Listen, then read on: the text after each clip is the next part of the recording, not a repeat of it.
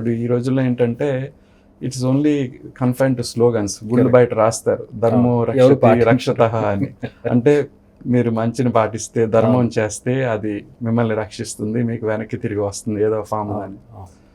So అది మా father లైఫ్లో చూశానండి.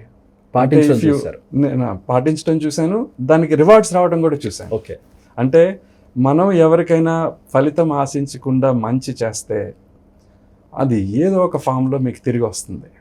And I have seen that on many incidents in my father's life. So that's when I got inspired. అంటే there are things which should be learn from his life. ఇప్పుడు మనం cinema చూస్తామండి, కొన్ని సినిమాలు ఎంటర్టైనింగ్గా ఉంటాయి, కొన్ని సినిమాలు సందేశాత్మకంగా ఉంటాయి. అంటే ఆ సినిమా చూసి వచ్చిన తర్వాత it will make us think, or it will make us that good lingering taste ఉంటుందండి. ఇది చాలా మంచి సినిమా. సో మా ఫాదర్ లైఫ్లో I could see that take-home points which will be useful for younger generations and at least for all our family members, relatives and all.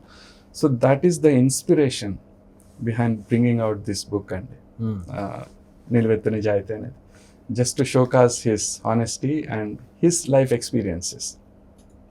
మనం మంచి చేస్తే మనకి ఎలా మంచి జరుగుతుంది అనేది, that's what is written in that book. But how tough it is to be, ఇప్పుడు ఆయన చెప్పినటువంటి, మీ ఫాదర్ చెప్పినటువంటి నీతి, నిజాయితీ, విలువలు, మంచితనం ఇప్పుడున్న సొసైటీలో, ఈ జనరేషన్లో, ఈ సొసైటీలో ఇబ్బంది కదా అది? I mean to practise them, to follow them.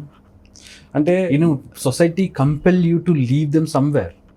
నా ఎక్స్పీరియన్స్లో అండి, అంటే అవన్నీ పాటించడం వలన you will be very happy అండి. At the end of the day